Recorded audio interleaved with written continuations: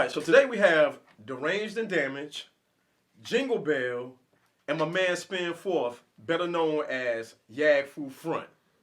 And I always wonder where the name Yaggfu came from. Like, what in the world is a Yaggfu? You know what I'm saying?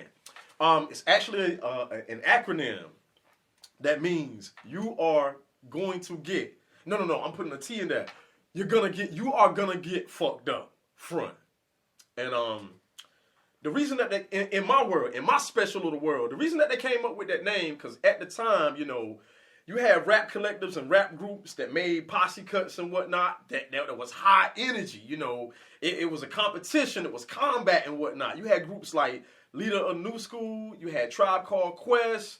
You had Laws on the Underground. And a lot of the cuts that they made, you know, a lot of certain words were said in unison, like it was a force. So with a name like, you know, Yaggfu and whatnot, they wanted to project the image that, hey, if you come over here with your battles, you come over here with your malarkey, your mess, you're gonna get fucked up and whatnot. You know what I'm saying?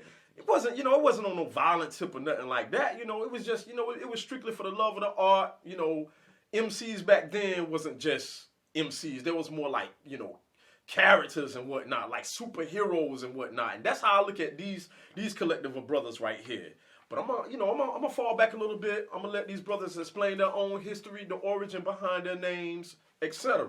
So I want to give it over up to today. We just have Deranged and Damaged and my man Spin Forth. Jingle Bell, shout out to you, bro. We're gonna be representing you lovely. I'm gonna turn it over to you, Spin. Thank you for coming on Hip Hop Beats and Things. Thanks for having me, man. Thanks for having us. We appreciate it. I'm honored. Definitely. All right, Spin Forth, SPIN, 4TH, Superb Procure, Virginia's Narrations. It's a little double entendre there. It was like Spin Forth because people really know me and knew me. I started DJing. Right. You know, rocking turntables is kind of where I started from a young age. And then, you know, but I also rap too, you know, and produce too. So, you know, the rapping part of the time was that Superb Procure Virginia's Narration. Right. To the fourth power, because I consider myself narrating over beats. You know what I'm saying? I don't just rap, you know, however the beat makes me feel, that's how I come off. That's what I talk about. That's how I rhyme. It never fits into one pocket. So you never know what you're going to get. You know what you're going to get, but not really. That's why when we first linked up, I just assumed that you was the producer. Mm-hmm. Because of the nature of your name and whatnot. Right, Spin, right. you know, spin. If you're deep into hip hop, you automatically gonna associate the term spin with the records, and then you're gonna take that over to the production and whatnot. Right. All right. And I'm Deranged and Damaged from Yaggfu Front.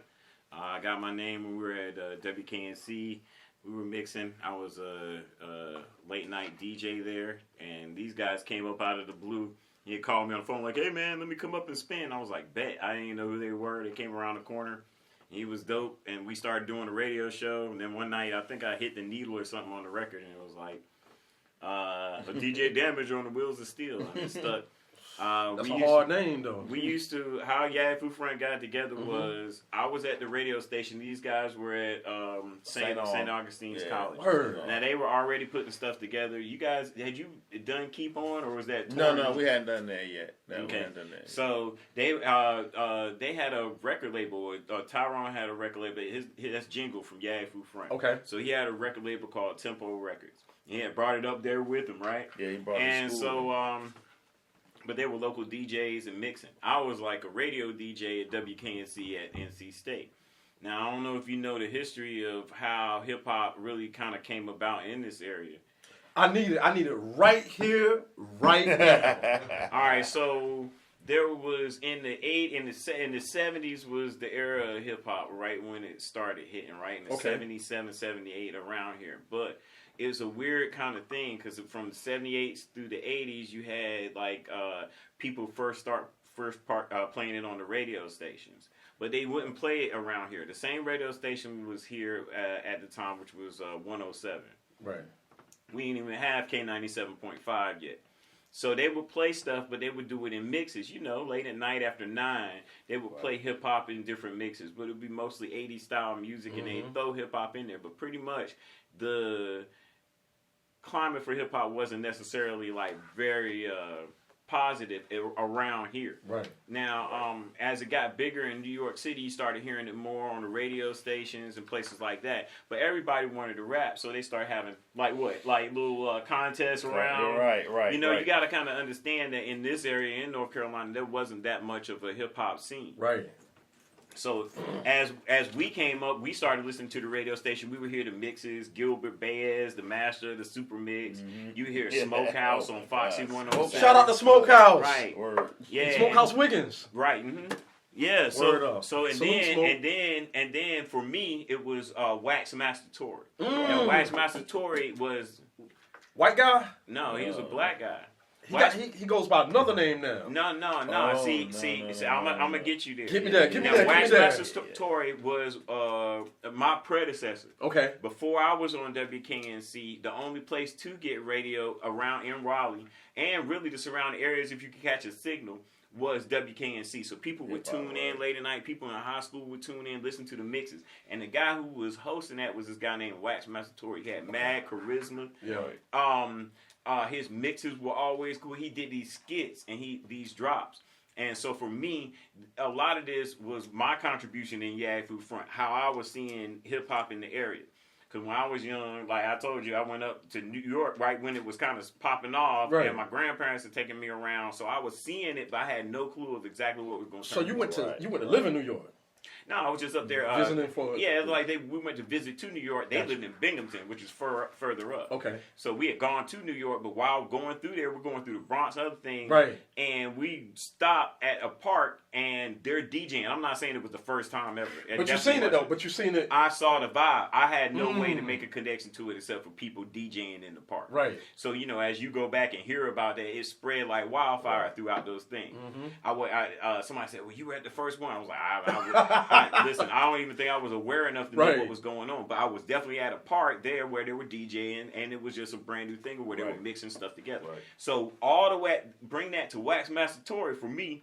Wax Master Tory was the one in this area that gave me the ideas and concepts of how it could actually be done. He was the first person I knew in this area who had a record deal. Okay. And with that, he had a record deal with B-Boy Records, which is the KRS-One. That's right. Right. And that's what you're referring to. You're referring to Sound Machine and Wax Master Tory. Sound Machine. That's what you talking about. That's what I'm talking about. Sound Machine. Right. Go ahead, bro. You took me there. You got me there. Yeah, I'm just trying to give you an idea Keep going, of what bro. kind of vibe it was Yes, before we got there. So, and he experienced it in his own way, but this is our experience and how hip hop grew in the area. So then you got Wax Master Tory and Sound Machine. You got Finesse and The Press and you have DJ Nabs. All these DJs are on. If I'm missing anybody, it's not because they weren't dope. Right. It's just they would bring. He would have this crazy format where he would bring DJs on. Yep. They would mix for 2-3 whole hours. He was on from 10 a.m. to 6 p.m. So we got the craziest dose of hip hop. I'm talking about old school beats, breaks, like the original stuff, and he was so well versed into bringing it that it gave me culture that I didn't even know. So imagine focusing on these things coming out of high school in 1988. I went to Central. I was like, I want to get into doing, commercial art and music and stuff like that at that time. But Wax Master Tory was no longer doing that. He had already moved on. He began to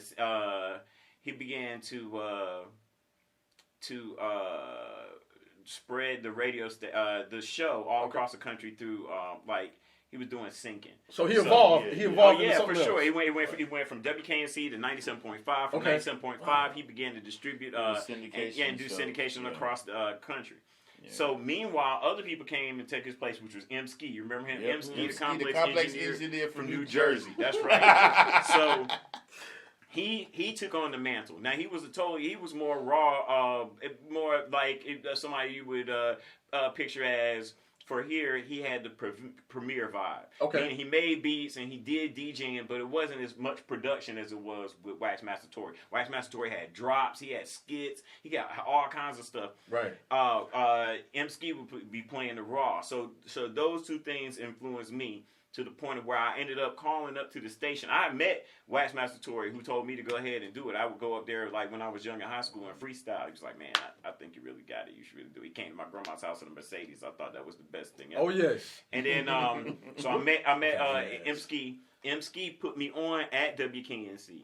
And then, like, I'm doing it as my government name, Bradford Thompson. I don't remember, diplomatical, radical. Yeah, was all kinds of stuff. Right. All right, so now you're singing that along with him, I'm pretty sure he could even give us a similar upbringing, because it was a community of people who were listening to, going to clubs, watching DJs, like I was saying, like, and you don't even know what's a turntable. Where can I, imagine, I don't know, you probably had the same experience when you started, discovering equipment and beat making machines. It's like a wonder, like, hey, do I even touch this? Like, I can't believe, like, I don't know how to scratch. Right. Yeah. All the way to us meeting. At that time, I was like, I can't stand these guys coming to the radio station. So this is how it went. I'm sorry, can you elaborate on what guys? Is an artist that's coming to the radio station? Yeah. When I say I can't stand these guys, I don't mean like I personally felt like I don't like the people that are coming to the radio station. Right. What I found was many people would lie about it. Okay. All right, so there's this thing in North Carolina that every North Carolina artist has experienced. Let's get it. That they don't know necessarily how to deal with or understand, which is why do you have such a nonplussed attitude about hip hop in North Carolina? Now, what my personal feeling is that it clues into a lot of things that go on with Yaggfu Front and why Yaggfu Front was created. And that is, sometimes when you don't know how to do something and you want to know how to do something, you'll turn to the easiest sources to find out how it is. So, for example, back in the 50s and 60s, people would be like, talk real fast. Young starlet gets discovered in local drugstore, and they got the film and the camera. Now, people really believe that. You feel what I'm saying? Right. But it really wasn't like that. They were just doing promo. So there's a part of hip-hop that is where people have, everybody knows this story, rented everything, all this stuff, just to, in the record label. And then there's also a part of hip hop where it's just hard to the core. I rap in the shower, I'm beating on the table, I'm doing all this stuff. So somewhere in there is the separation of music business and music for personal expression. Right. In there, I got all these guys now. Bring it back down to earth, right? Which is North Carolina, which is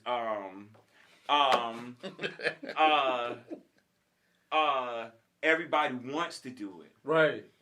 They know what they've seen other people do it like. Okay. Which is television at the time, basically. Right. Right.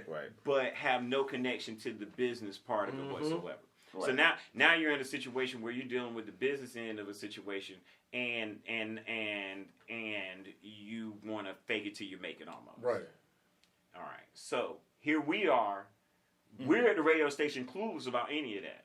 Before they even came up there, people would come up there and just be like, yeah, man, I'm signed to this record label, I'm signed to that record label. I'll be like, okay, well, who do you know? Because in my mind, I had already started gathering up people's record label addresses, names, A&R, and stuff like that. I really wanted to do this. No email. I didn't know we were going to rap. I just knew that I wanted to work in the radio. Right. No email, no Facebook Messenger, no nothing. I literally went on the back. We got promos, right? People would send us from like all the hip hop record labels, Cold Chillin', any record label you can think of from back then would send out promos. I would go through it, look, and it would have the written names of the people to contact, the A&R, and the people who did the music production, and it'd be written on the back. I would gather those and then try to reach out to them. I'm sorry, I just want to educate a little bit right now. Like, hold that. I want to elaborate on what you just said. That would be in order for, you're trying to court the DJ at that point, right? You're trying to court the DJ in order for them to possibly play your song on the radio, right? I mean, more likely, really what it was I was like, who's sending me this stuff? Okay. Let me find out who that is and see if I can just at least reach out to them and be like, because I can get more stuff. Gotcha. So I must admit that my approach was more common sense. There are people at the record label that sent this to to the place, I'm pretty sure they're blind to who it is they're sending to. If I place myself in that position, I can have a connect at the record label. So you utilize what you had with the radio station then. Well, yeah. Well, I felt I really wasn't. That was not part of my plan. It was just feeling like it was lacking in terms of us getting enough promo for the radio station. Right. So I won't think personally like, yeah, I could get in here and I can get connected. It was more like, hey, this radio station. I was more keeping up. This is a bastion of hip hop, bro. Right. Someone when M-Ski left, there was nobody at the radio station. Right. Yeah, there wasn't. Dead air. And I felt like, oh no, this is the end of WKNC. And so in a weird way, I was thinking without thinking about it, but I definitely had this in my head, like, hey, I'm bringing hip hop to North Carolina, period. Now, who else was there? Wayne Moody was there. Okay. DVS was there. Yep. You see what I'm saying? Yeah. But this is this an NC State? Is this a NC State? So Wayne Moody and DVS was over there. Man, it's so connected. The way you're gonna hear it is so connected with hip hop and everything. I 100%. I feel like that all these people know what the deal is, and they can't even deny that I'm telling the exact You're truth. schooling me right now. Keep going. I'm keeping it flat. Yeah. So then you go. I mean, you could co-sign or tell me if I got anything wrong, but I'm just trying to break it down to how it is, so you can see what Yaggfu Front really was. Okay. So we're doing this stuff. We already have ideas like, hey, we can really do this. We can really actually get a record deal. We start making plans. I think one time you came and we were in the Tempo outside of the old gym, right? And I was like, yo, I saw a vision. We're definitely going to do this. Do you remember that? All right, so that was the moment where I took it seriously. I was like, yo, I saw this vision. Like, yo, I believe we're going to actually do this. We started putting all our effort and energy into it. These guys were at school. You're at St. Aug. He's at St. Aug. Okay. I'm taking a couple classes at State. Okay. I'm really supposed to be finishing at Central. Right. Right? Man, you guys like, y'all, gosh, man. Go ahead. We're not getting paid. Right. We're going there every night. Like, every chance we get, we're going up there. Sometimes I would pass out. These guys would take over. No, we would be in there like 3 o'clock in the morning. We'd be on the air. We'd be like, all right, yo, it's 3:30 a.m.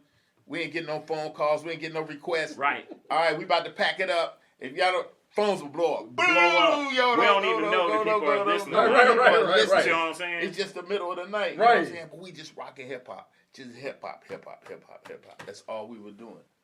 Oh, Just rock. Because all three of us DJ. Right. All three of us DJ. This is You know where what I'm saying? this is where everything should come in. I agree with that. Let me just throw in this. These guys were dope on the DJs when both Jingle and Spin. Better than me in terms of actually mixing, scratching, all that other stuff. Right. They actually were DJing around in the areas, doing stuff like at parties at State or parties at St. Aug. So when they came through, it brought back some of the elements, because up to that point, I didn't have any turntables. So up to that point, we didn't have like a mix element like Waxmaster Tour. Okay. So when they got into it, I was like, yeah, this is dope. We can actually just start really doing that. I could MC. We can go around and actually start, pubbing and stuff. It morphed into a group the further we went. We actually did a song. What was the name of the group? Was it always Yaggfu Front when we did Keep On? Yeah, because it started there.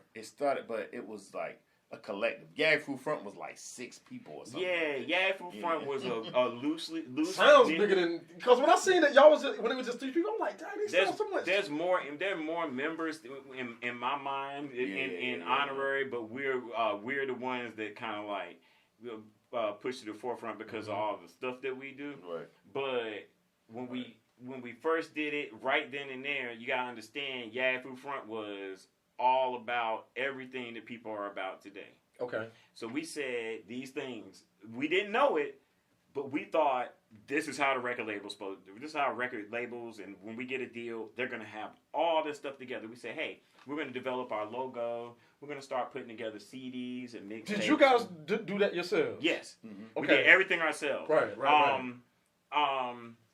Now, I appreciate these guys because I probably sound like a crazy person back then.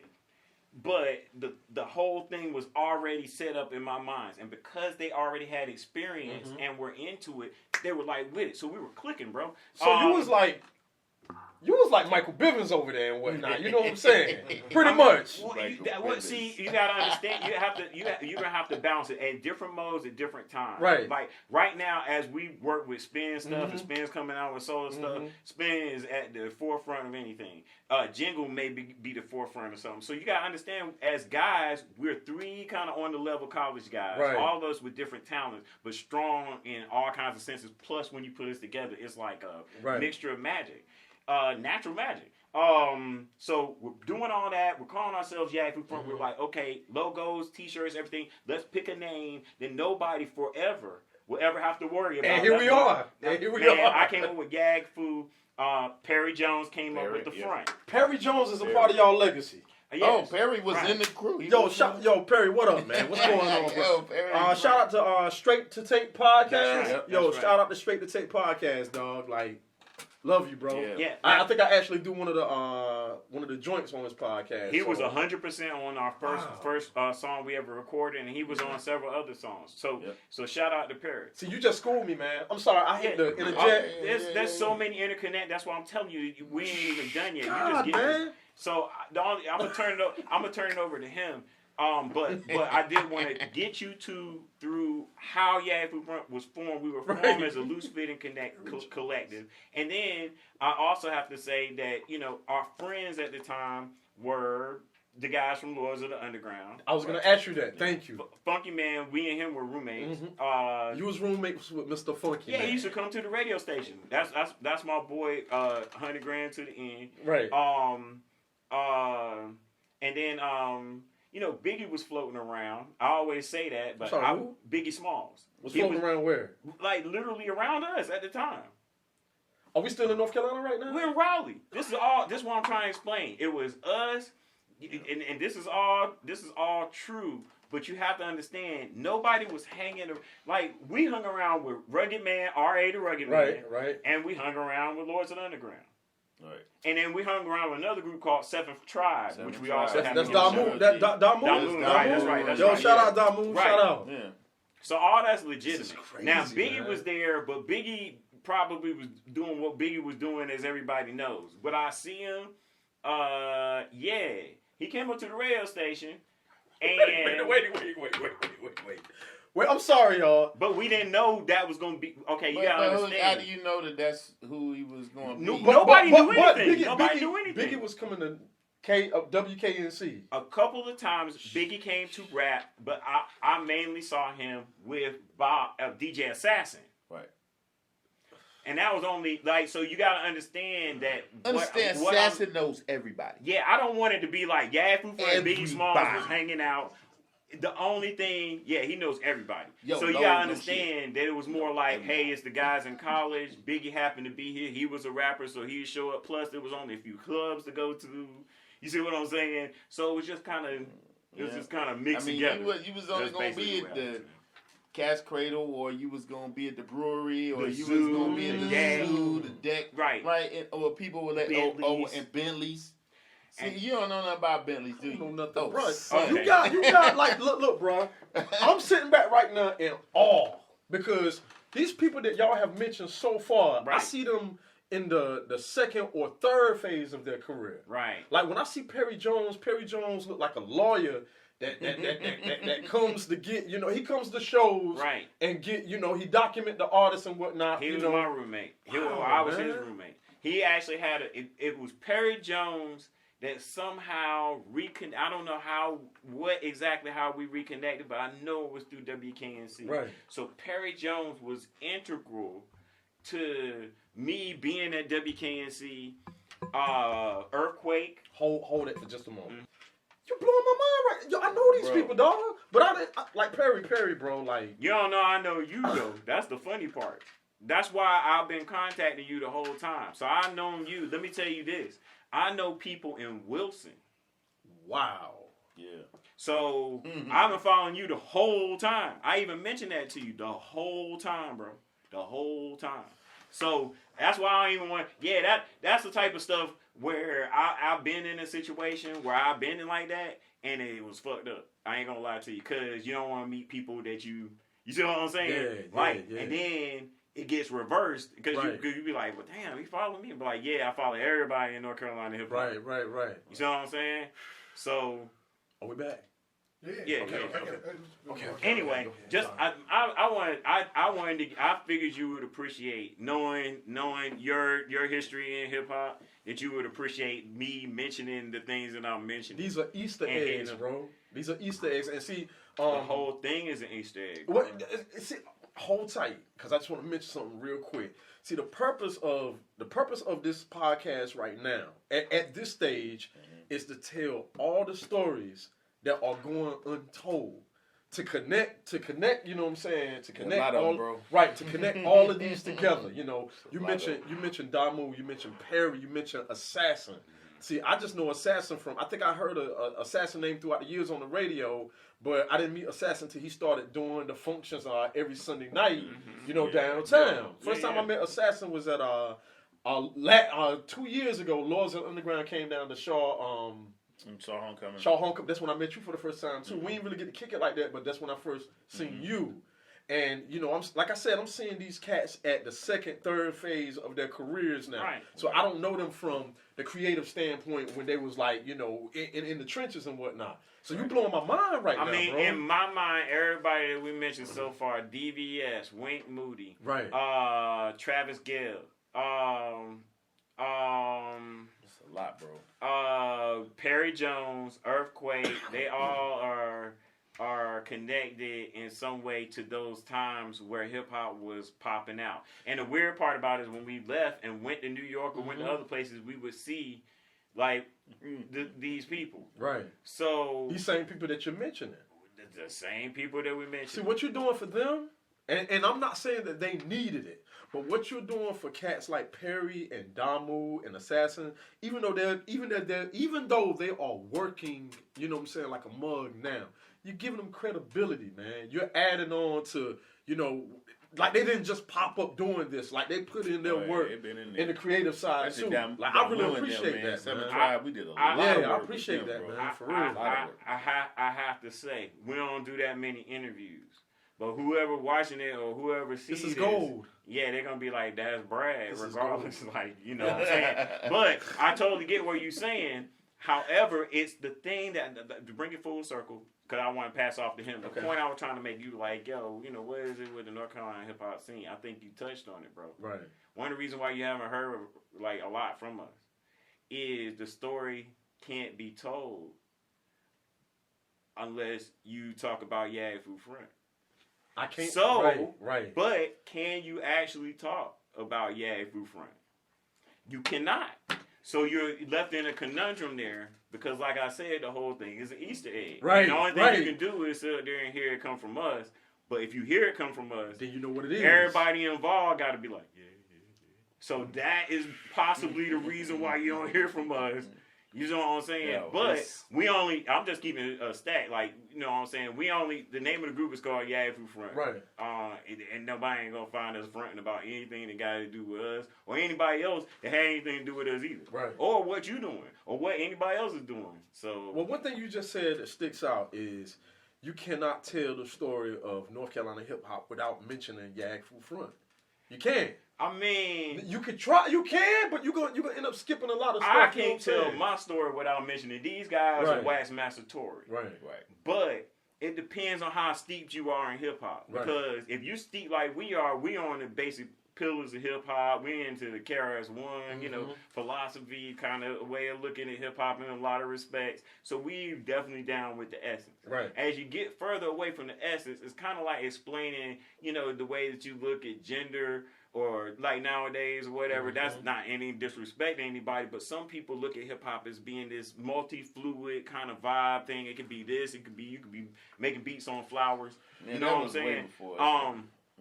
For me, I kind of got a connection to just the boom bap. You know what I'm saying? So, but that's what ultimately it was. Right. But that's what it was. It was the boom bap. Talk about it, Spin. Talk about it. So, like, since he did what he did, I'm gonna start from my angle. I'm from Kinston, North Carolina. Okay. 252? 252. Okay. I'm from the K. People who know I'm from the K. We don't say Kinston. I'm from the K. So the deal was in the K was that there was always guys that would come down like transplants from New York, people, families trying to get them out of the city, bring them down at grandma's house and stuff. And they would, and what we would do was I would kind of party with those guys because I was a music head. Right. I was just a true music head. My dad always had the system with all the music blasting ever since I could remember.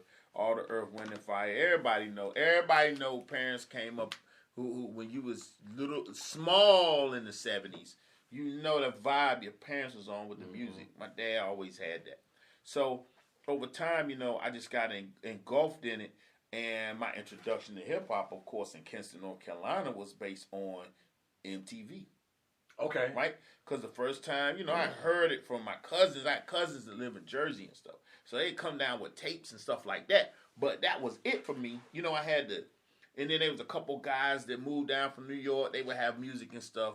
So and that was your way into the culture. Right. Okay. But it got bigger and bigger as, like, we had this dude down there with two things. Troy G in Goldsboro. I don't know if anybody remembers. I've heard of Troy G. I've heard of Troy G was like the only person in Eastern North Carolina that played hip hop music on the radio.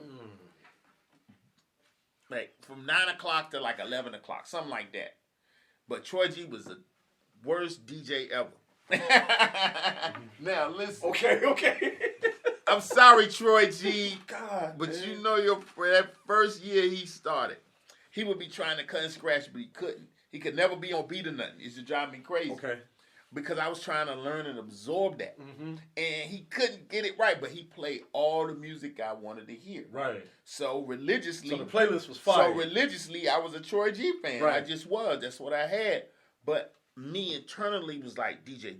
I want to learn how to. The first time I saw on TV, on MTV, Run DMC, and I saw Jam Master Jay, and he had two turntables and a mixer in the middle, it was it for me. I had to do that. That's what I wanted to do, right? That's what it was. So Run DMC is the one that kind of... That first video on MTV where I saw a real music video was hip-hop, was Run DMC. All right? So after that, my cousins would tell me stuff. So it kind of got reversed. I started going to New Jersey in the summertime. So by the time I get to be about 16, 17, I'm going to Jersey. My cousin Jock, he lived in East Orange, New Jersey. So my cousin is taking me around now to places. He's taking me to Weekway Park. Right. And it's like, you know, Queen Latifah and Redman and these people before they who they are. You seen And I'm going to these concerts like, right? I'm on the park in Jersey. In Jersey, they had these little concerts. We local artists. Right? So then we go to the first time I ever go. Me, Letty, my cousin Jock, we in the studio in Jersey. First time I ever seen a sampler that wasn't on TV. First time I'm in a real recording studio. Right? And on the wall is the New Style. You know who the New Style is? It's Naughty. Yeah. Naughty before now, Naughty. But my cousin is friends with Vinny. Now, it didn't mean nothing to me at the time because it was, it's the New Style. There's some local dudes out of Jersey. Of course, later it's Naughty by Nature and it's Vin Rock and it's Tretch and it's... So, when I get that whole deal, because I'm a weirdo, all right? So, my favorite show wasn't WBLS and Kiss. My favorite DJs wasn't Red Alert and Chuck Chill Out. My favorite DJ was Hank Love. Yeah. See, you don't talk about it. I don't even know. My favorite DJ was Hank Love. Right? Hank Love. Oh, yeah. And he just would be rocking. Coming out of the city. He was playing the hip-hop, but he would be playing that shit that you didn't hear on BLS and Kiss. Right. He's the first time I ever in my life heard, him playing like this weird music, this ill hip-hop, this underground, dirty, grimy stuff. Yeah. Right? And the first tape I ever recorded myself, I got me a box. I went down to stay with my cousin, and I recorded. The first show I got on tape was Hank Love, and the first song he played was Ultramagnetic. Ego Trippin'? Ego Trippin'. And people didn't understand. To me, it was a mind blower because Ego Trippin' is a Run DMC disc record. Did not know it. Hey, what? Peter Piper the hell with Childish Rhymes. Come on, yo. They had a video for that, right? No, they never. I don't know Did if they they make ever a had video for a video for that. I did not know that was. But one that of these. record Wow. was the first line out of their mouth was a Run DMC diss. Say what? The hell what Peter Piper? The hell with childish rhymes? Yo, that was ultra magnetic. Was that Keith? Who Cool said that? Keith and Said G, they was going back and forth. Listen, I was, because remember my first group was Run DMC. They the guys of rap. And these motherfuckers diss Run DMC with the utmost confidence. I was done. Because, see, to me, Said G is my blueprint producer. Who your favorite producer? Said G is my blueprint producer. Light-skinned brother with a low fade. Yo, Said G is everybody blueprint producer. You just don't want to give it to him. Said G was the man who started a lot of what you heard in the late 90s, and late 80s, early 90s. Over Marley? Said G. You got to understand, like, BDP albums, Yeah. Said G. His name ain't on them, but it Said G. Okay? Wow. This dude was incredible, so that's why I got locked choppy in. drums. Those choppy drums and kicking it and throwing the samples and the way he was doing it, it's Said G. Now, when y'all say choppy drums, you talking about, like, taking snares and kicks out of the break beats and manipulating them yourself. Right. That's what you mean? Right. Okay, all right, go ahead. So, anyway, I go back to Kinston, and I'm starting to hook up with the dudes that know what they think. Shouts out to the one dude. There was a couple dudes. Rest in peace, my man Lynn. He used to have drum machines and stuff. Shouts out my man Big Mike, Kid Tree, DJ Tree. And a dude that a lot of people know around here, Special G. Now, Special G was the first person, was like, yo, come through, man. You don't come through. You know I was trying to do my thing. He the first person I knew that had like 808s, 727 drum machines and stuff like that. So I started learning about that and the keyboards and stuff. And I had this kid that I was good friends with in high school. His name is skipping me right now. But his father owned the McFadden Music. And he had every keyboard, every drum machine, everything. This is in Kinston. Okay. Every keyboard and drum machine you seen on the music videos, you see the stuff this kid had access to, right? And he used to just make but he was doing like the 80s, you know, the 80s vibe. He would make music like that. Right. So electric drums and all that stuff. Yeah. So straight out the drum machine. So I got really hype on that, which most of us that grew up in the 80s got hype on that. But I got to put my fingers in it, and then that was it. I knew what I was going to do.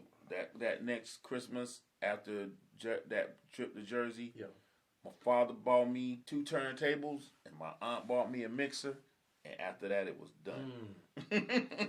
It was done after. Because before that, I was doing pause tape mixes.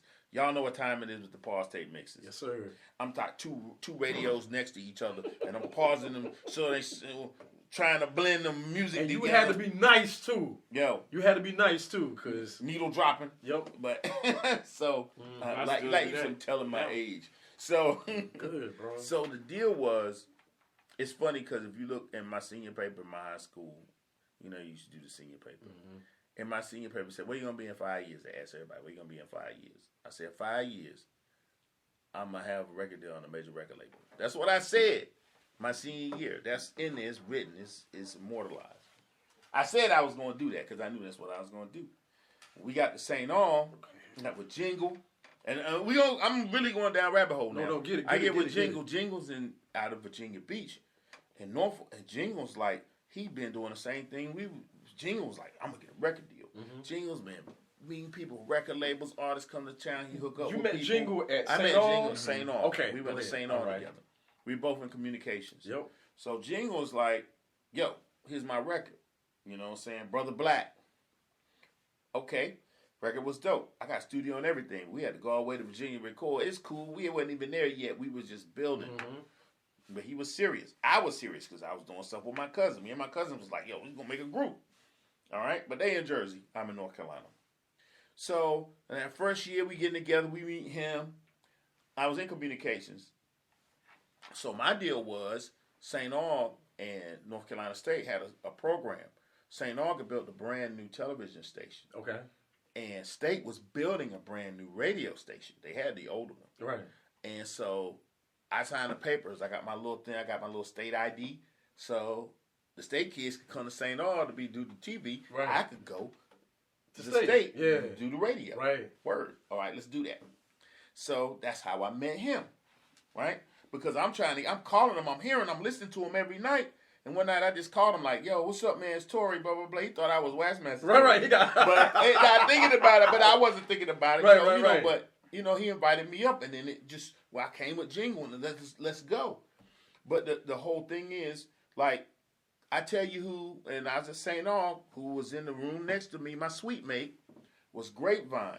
Now, you don't know who Grapevine is. You know who Grapevine is. Yeah.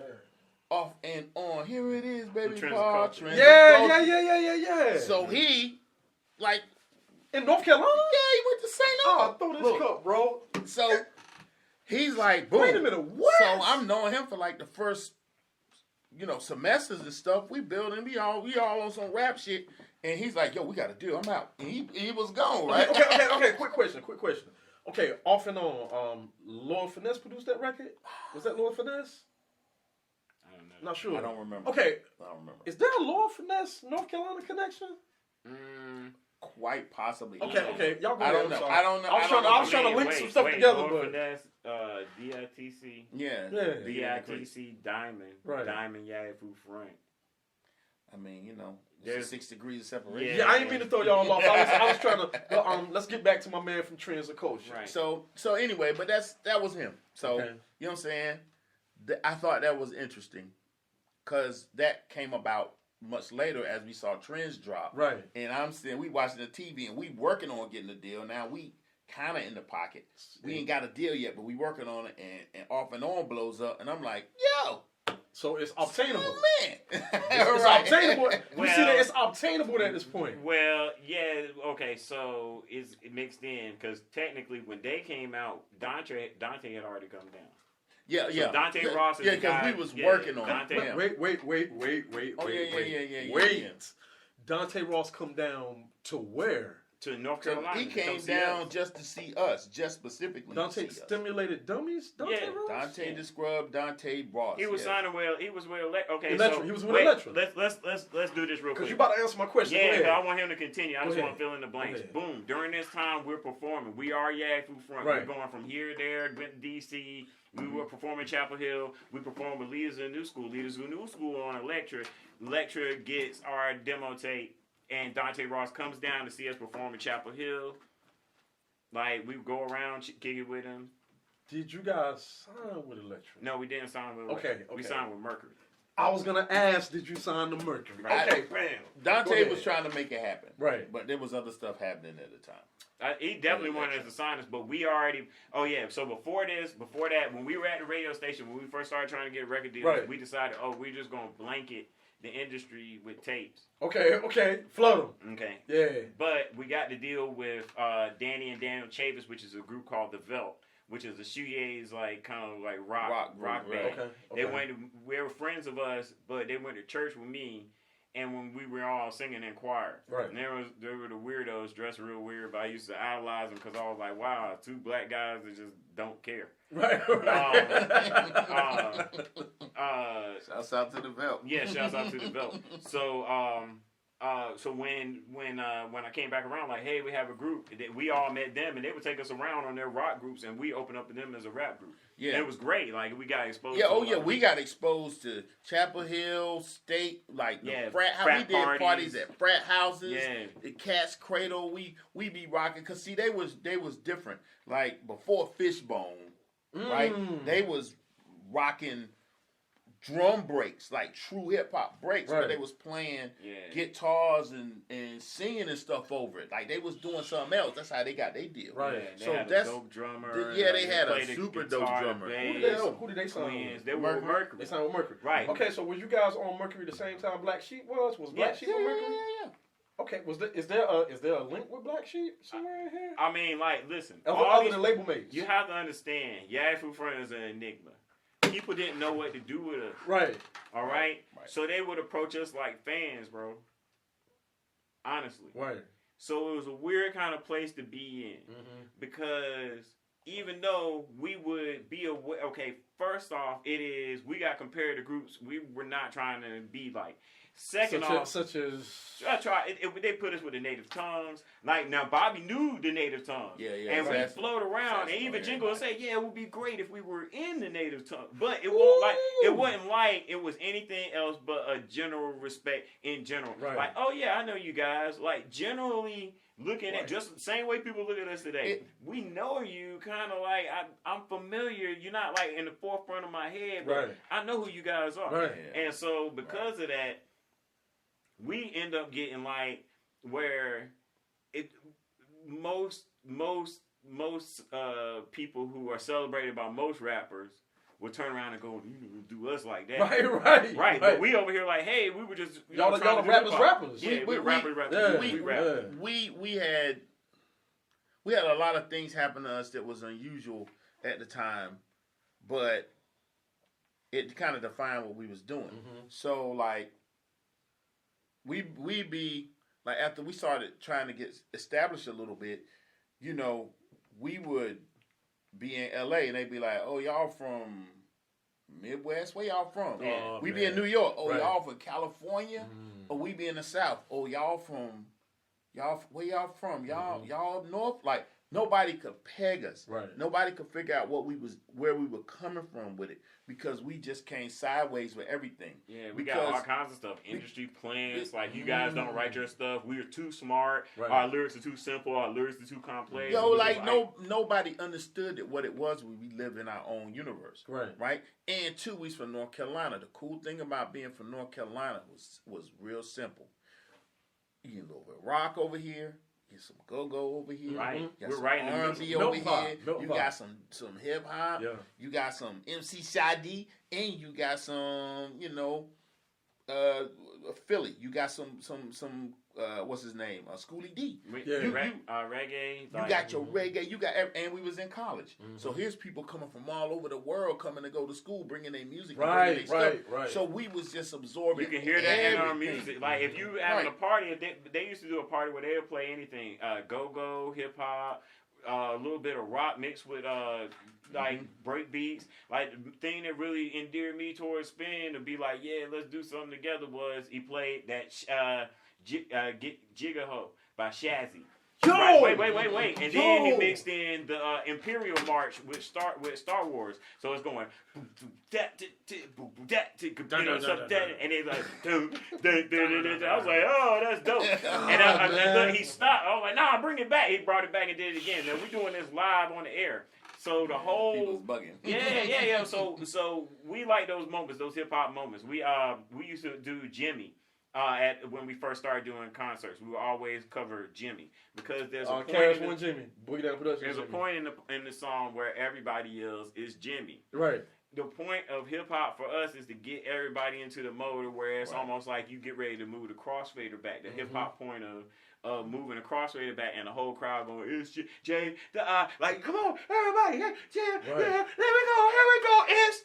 And we ain't saying nothing. That's the best part of hip hop. Yeah. So. Like most of the vibe, I think is just about that.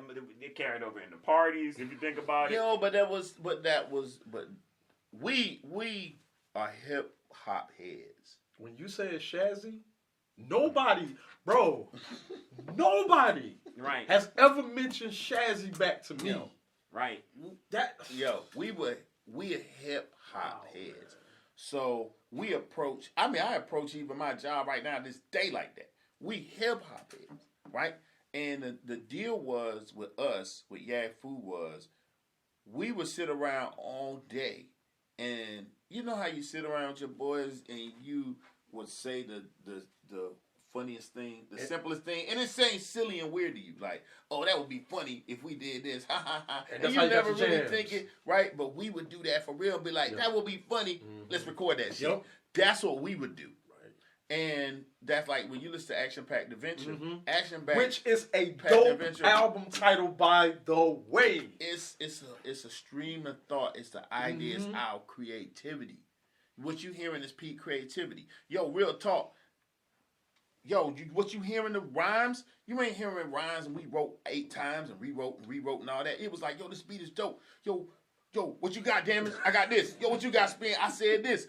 Jingle. Yo, I wrote this. All right, let's spit it. And that was it, bro. Yeah. We didn't go back and tighten it up or redo it. Nah. That spontaneity that goes along with the group is something that's lacking in a lot of stuff. But you have to be practicing that. And what it was we had done it on the radio. Think about it. We were live on the radio. We already done that. So when we went into the studio, and we were clueless. We didn't even know that we were building these building blocks the way we were, because it was just like, hip hop, like, let's make a song. So the energy, I watched other people come along, in life in different varying degrees of hip hop, and it just be lacking. It turned into a formula. Yeah, and we were anti-formula. Right. That was the whole purpose of the group, is to be like, we can make a song about pirates, we can make a song about credit cards. So let me ask you all this. So you got your deal with Mercury, right? Mm-hmm. How did it feel when? And you're from the K, right? I can tell you exactly how I felt. Hold on. How did you feel? Explain to me you guys' experience after y'all videos started popping up on national networks. First, I'm sorry, I gotta say this. Bro. First of all, we wasn't expecting anything to change. We were naive as hell. Right. We was real talk. One of the realest conversations I had ever was Black Sheep. I was talking with Mr. Long. Mr. Long used to talk to me all the time. Right. Long was like, all right, man, I'm gonna let you know right now. It ain't you who gonna change. It's the people around you who gonna change. He said that shit to me. It's about to be a great story. And when he said it, I was like, oh, snap. Mm-hmm. Okay. I got you. So then I could start paying attention. Mm-hmm. We start paying attention. Right? Because what was happening is we were just like, we Yag Food. Right. We walking in the who we are. We walking in the parties. We getting invited to some, remember Living Single? Yes. TV show? Yes. We got invited to the premiere party for Living Single. We got invited to... Everybody was there. Everybody. I was sitting at the table with... I didn't even drink, bro. I was sitting at the table with Redman drinking. Like, because I'm at the table with Redman. You know what I'm saying? Like, I'm at the table with fucking Redman. Right. So, I'm a fan. You know what I'm saying? I was always, and I am always a fan. Now. Right. You know what I'm saying? I'm a fan. So, I'm sitting there like, we go to these parties, we see the stuff, we seeing people that we knew, and we was trying to come up, and they was trying to come up, they own, we own. Like, it was this thing that we were doing. And once you separated yourself from that, and we go back to Virginia, we come back to Raleigh, shit was different. Yeah, it was a whole. Now it's not even like you're acting different. People, yeah, right. It's like you the same OG, bro. Like I'm just keeping it real. If you got a mentality of where you got experience, you're doing it, and it's genuinely you encounter people start acting fake. And so what it is multi-tiered, because not only is this the purpose of the group to be like not fake. Mm-hmm. So the first thing is like, Yaggfu Front, y'all do something like dance, like y'all are funny, right? And you coming in like, hey, we're educated college guys who had a theory on how to get a record deal. Like, well, that's not exactly. What happened to Mr. Hook? You know, right. But you're like, well, it's still in there, but you gotta understand that's us literally snapping. Right. That's us. If you be like, so we'll snap on the beats, bro, finding the samples, and then literally laughing in there, and then going like, yo, what if we said this? Oh, that'd be incredible. And so, and then go in there and do it with mirth and happiness, like anger, ripping MCs and anger. Mm-hmm. No, it was ripping MCs and skill. Just in straight skill. Like, yo, y'all can't, you can't even come in here and rap some gang stuff, because we'll flip stuff to leave you quiet. Like, people, we would rap, think about it. We go to parties, right? And then they'll be like, oh, yeah, hey. And they'll say something funny. I can't say that right now because there's so many times, but they'll always be like, yeah, them Southern guys, they about to rap now. Or something weird like that, bro. Right? And then we rap and we say some astronomical stuff. Right. And they'd be like, Okay. That's it. That's the end of the cipher. Yo, like, no more rapping. Yeah. We don't even know what happened. Yeah, we were just being ourselves. We were just being ourselves. But like I said, we were hip hop heads. So my favorite MC, people say favorite MC. I can tell you who mine is, hands down. Bottom line, favorite MC, KRS-One. Okay. All right. KRS-One is my favorite MC simply because I seen KRS. I have been on stage with the man twice. which is the highest honor I've ever had anywhere doing anything other than passing Dougie Fresh the mic after I got off the mic one time. That was at St. Aug. Somebody was like, hey, yo, somebody tapped me on the shoulder. Was like, yo, get a mic to him. I turned around, it was Dougie Fresh. Well, I almost lost my mind. But the thing with KRS-One was you could go to his show and he would rock. And his voice would be going hoarse, anything. You could understand every single word he was saying. All his delivery, breath control, everything was perfect, immaculate, perfect. Every single time. The crowd, you couldn't miss. He just don't miss on stage. Right? So to me, I was like, that right there. That's the point of MCing. Okay, you can sound dope on a record, but how many times you been disappointed when you hear somebody on record, you're like, oh shit, and you hear them for real, and they can't keep up with their own lyrics, they can't breathe, they talking up here, but their lyric was down here on the record. Like that. You're not MCing when you're doing that. Get away from me. You know what I'm saying? Like, so we were able to take that anywhere, and what was funny was we could go do shows and shit, and do like we doing now, like, hey, y'all want to do a show real quick? Me and him will be like, you want to do this song? You think you can do it? Yeah, we can do it. Let's go. We get on the stage and rip it, right? Because that's our baseline. Yeah, like, I don't know, like, practicing over and over or being able to do it, jump around. All those things are big factors for any MC. Right. But for us, we kind of like we never have to get into the mental mind state. Right. You know what I'm saying? We were so spontaneous.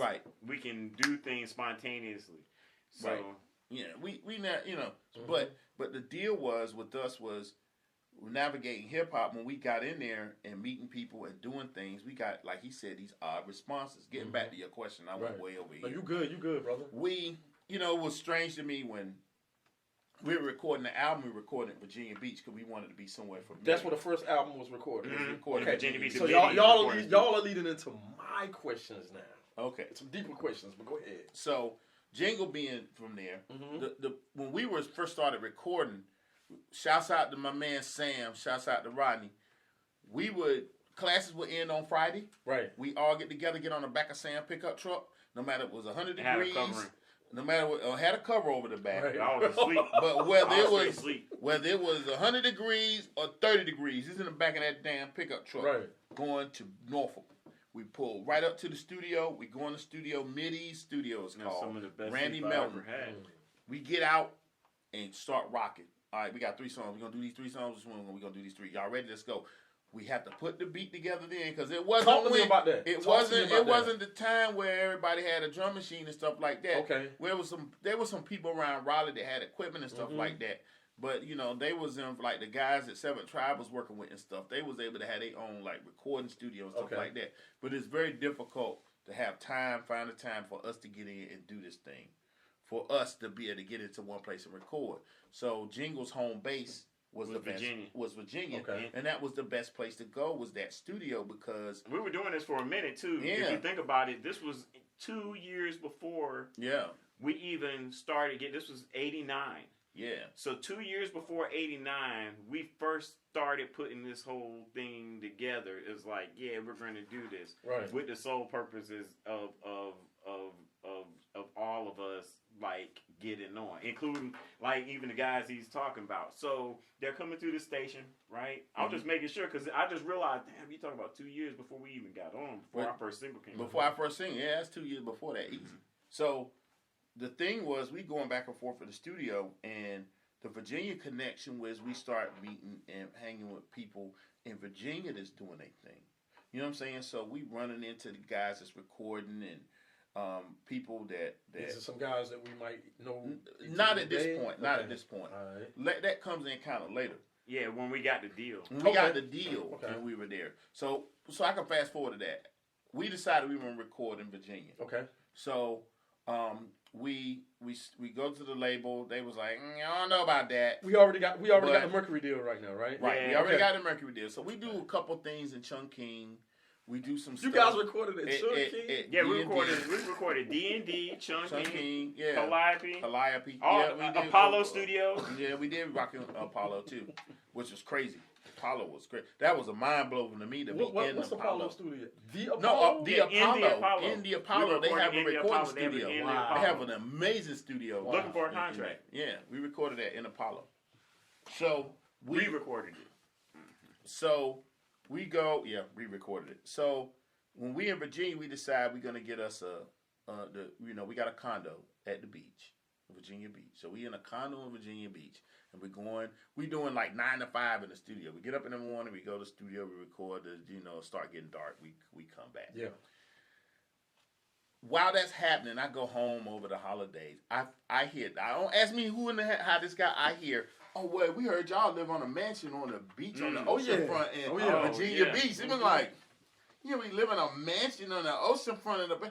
Who told you that? Like, right. And I'm going, who could have possibly told you that? It wasn't a mansion.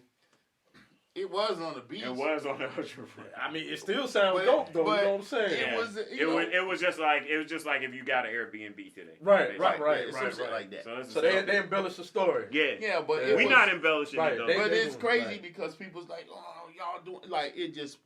Yeah, it got weird. It got weird because people was coming up with stuff that we was doing that we wasn't doing, and we just kind of isolated after that because we was trying to we was worried. Worried. That's when we was doing shit, and the outside influence actually started becoming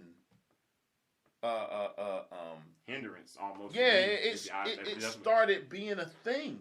When you said the outside influence. Okay, so the disconnect from what we were actually doing in reality. Right. And how everybody saw it in their own concept. It's like Baby Boy, you know what I'm saying? You got consumers over here, you got sellers. Yeah. Now you're coming in the game to be like, hey, we're sick and tired. Remember what I said? Hey man, I'm tired. In my edge, with his edge, is all of us coming with our 3 experiences. Mm-hmm. But from my end, it was, hey, I'm inspired by the fact that everybody come up here lying about a record deal. Right, so let's make a song about getting a record deal. So we can inspire y'all to get a record deal. And to me also, it is me thinking, I started a competitive race with all the people that's around me. That's what I'm always think that because that was my goal. My goal was like, I'm sick and tired of y'all rapping. I'm going to start rapping. Right. Y'all say y'all making beats, I'm going to make beats. So my main goal was everybody around me, y'all talking about we're going to do it, we either going to do it or we not going to do it. Right. So, and you can't take that away from me, but that made everybody around me competitive. It was like, oh, wait, you're a cornball. Damn it, you're a cornball. I can do it better than you. But I'm 100% thinking, I'm trying to spark it for everybody. Right. So, I mean, like, you can't even deny that. I'm talking about for everybody that was at the station too. Right. But I really like hip hop, and I just thought it was a travesty to hear all these people rapping. You know what I'm saying? That were dope to me. Right. Like even when you weren't at one time he was like, I ain't gonna rap, but he was rapping though. I was like, nah, man, you gotta rap. You know what I'm saying? You gotta rap. It was necessary, dog. We were discussing the dynamics. We were like, oh yeah, well you gotta have a rapper, you gotta have a DJ, you gotta have leads. I'm like, nah, we can all be all of those things at the same time. Because we literally all were all of those things. Right. With that. So if we were in ticks on a little puppy, bro. Like when I say that, we were in our zone because we were all 3 prepared to play music all night long, to cut up all night long on the general. Then you added the fact that we would make songs on the fly. There's so many songs. You heard a song on Twitter, right? On a tape. Of you rapping, did you have any clue of what the hell that was? No. Me neither. You don't even know where it came from. Bro, I know where it came from. It came from the radio station. It was one of them nights. Though, man. It's beautiful that I still got that, though. Right. Yo, but that was funny because I said, damn, did you heard that? And I was bugging. I'm like, damn, is that my voice? Who is that? Like, right, we had to. I had to double check. I knew from the sound of the tape that it was from one of our shows, and then just thinking about it, I was just like, yeah, that spin right there, that's crazy. Yo. So we're building off of if you're floating on that cloud, right? Of hey, this is all spontaneous. This is for y'all. Y'all like hip hop. We're gonna give you hip hop. It's gonna be authentic hip hop. We're throwing it out here, and then when it goes into the industry point, we're looking around like. literally like in a dilemma of where we're clearly beyond what we're seeing here. We were beyond the record label, bro. Right. And that's not playing. We were just young and had no power or no say. Right. But we were beyond the record label. So that's looking back to be like, damn, of course they're gonna kind of slow us down. Right. Because we couldn't figure out. Didn't nobody know what the. We couldn't figure out why they wouldn't take what we already had. If we already had a whole package. So what? So was they trying to make you guys sound like the next? No, I'm gonna answer that. Go ahead. Real talk. Shouts out to Kenyatta Bell. He was our A&R. Yeah. Okay. That dude loved us, and he let us do what the fuck we wanted. Right. Kenyatta was like, dude, just go in the studio and make some shit. That's how he was. Right. Because he was around us enough to hear us and go, damn. To trust. Y'all be playing around and y'all make hot shit. Right? So the deal was he was just trying to introduce us to people and take us to places so we could get cultured in the industry. Right. You know what I'm saying? Right. And now there were other people at the label that were like, the only way a hip hop record is going to succeed is if you guys put on some suits and let's bring this R&B singer. That's what I was saying. That's what I wanted to know right there. Yeah, we had that's three it. of those. Wait, That's it. go back to it was like one of them three. It was either the suits Yeah, no, that was one of them, yeah. right? Or the second one was, or we had to dress up in straw hats and overalls. Yeah, we had to be. Oh, look at the man. country rappers. We had to be that. They called it Southern Fried Funk. Now Right. you know that was like man. Family Tree. That was like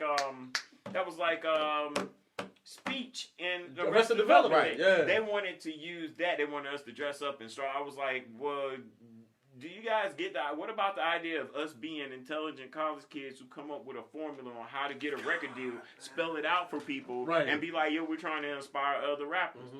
So it worked.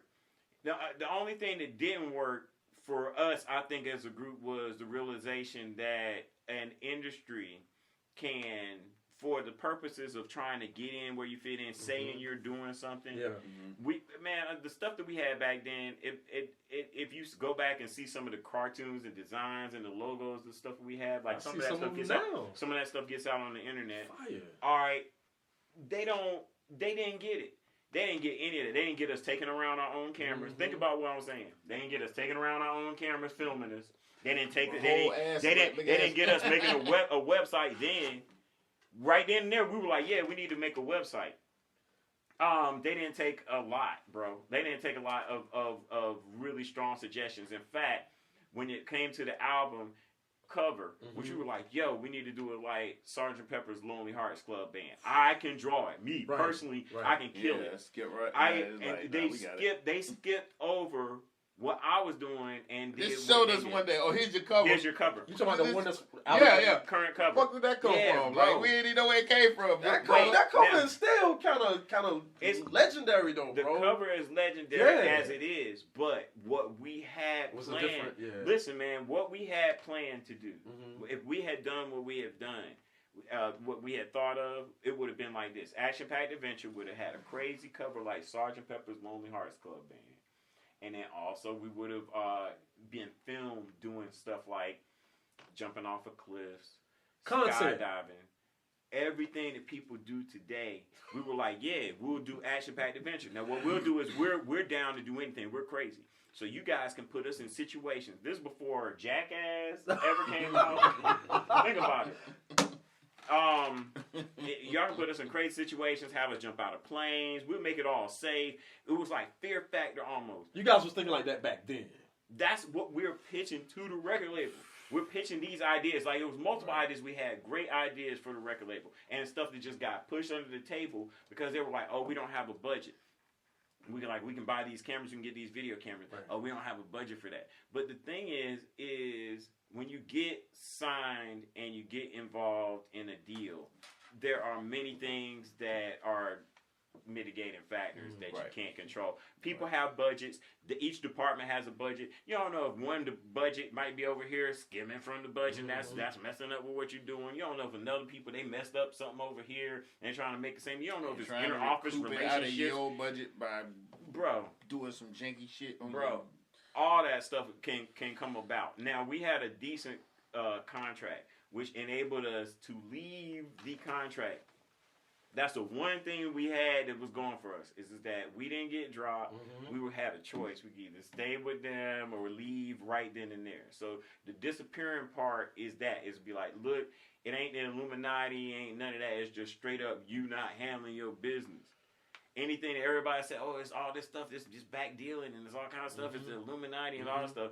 I don't know what people believe on the inside and make up as their excuses, but at the end of the day, it is budgets and write-offs, and that's all they're trying to do. They either trying to make money off of one group, especially if they got connections, or write off the other group. They could be the best group in the world, but they just like, we ain't going to put money over here, we're going to put it over here. One of the things that happened with Mercury, period, point blank, I know if you look at Mercury's history, you'll see there was some strong groups through there. And then all of a sudden it was like, what happened? Right. Well, what happened was Mercury's owned by Polydor. Allegedly. Okay. It is owned by Polydor. Okay. Polydor. Well, look at one of their major purchases during that same time. Oh, Def Jam. Well, they bought Island. Okay. Island was Def Jam. So, what do you think is going on at the record label when they got all these rappers and black music over here, and here's Def Jam? We don't need to be doing that over here too. You got LL and I mean, they also tried to push it. They were like, they didn't know. We came in a transition because they tried to put us on Island Def Jam. I remember us going to the offices of Island Def Jam. But the problem with that was that we found out how many people Def Jam had signed that you had never heard of before in your life, and that you never will hear. It was the days of the Flatliners and dude, they was Def Jam. I'm trying not to exaggerate. Def Jam had about 30 artists that you never heard of. I remember Downtown that signed. Like, groups that just didn't. You never heard from them ever again. They had people signed that you never heard of. It was so competitive. Look, this is my own paranoia, but because I was a DJ during that time, there are a few things that you can point to that have to do with the fact that maybe, just maybe, possibly, it had to do with us sending around a shit ton of tapes. And the reason why I'm saying that is because if you look between 1991 and 1993, okay, there was a whole slew of groups that came out. Now, during this time, like I said, 89 to 91 is when we first started with Cedric, and we were all making demo tapes. We had demo tapes and packets, had little covers and everything, sending the CDs. We were making our own packets, everything, promo pictures. All right, so we sent them out to mad different places. During that time, after that, me being a DJ and hearing stuff, I believe that in a competitive nature, that some of the stuff that we did definitely got out because we heard about it later on when we got into the industry. It helped y'all success with the... It helped our success, but I believe that what they do is once I got in there, I just like the Roots. Right. Now, when we were in the office, Roots was there. Kenyatta was trying to sign the Roots. They almost did it. But I heard everything that they had as demo tapes. So in the back of my mind, right, I'm like, yeah, a lot of this stuff is because I'm not saying that people bit directly off of us. Right. But it's that prevalent where there's that much music that gets permeated through artists all kinds of different ways. Hear your stuff way even before you even get signed. It's before the Roots got signed that I can't lie, that it had an effect on me to hear them. I was like, oh, they're doing it like that. They're a band. When I remember the day sitting in Keanu's office and him going, yo, listen to this. What you think about this? Yeah. And listening to them going, what the fuck? Like, listening to yo, it's a band now. Like, no listening to them go in. Yo, like, yeah. Oh. Like, the beatbox guy was, he did Razel, yeah. Razel did a song. He had a full-on song on that demo tape where he was imitating other people. Or if it wasn't Razel, it was the other guy that was down with him. I think it was Thought that was... It's not Thought that was doing it, though. The light-skinned cat? It's one of the guys. It's one of the guys in the clique. It did. Yeah. It's legendary. One time I got Questlove at Durham, and I put him aside. I was like, yo, who did the tape? I was like, now understand he didn't know I was in the office, right? So if he heard it just like you heard it, he would go, oh. But I went up to him. He knew who I was and don't really know who I am. Right. So I'm talking to him. He don't really know who I am, but he know who I am. And I go, yeah, man. So you gotta tell me. I got a serious question. I've been wanting to ask you. He looked at me like, you don't even know me.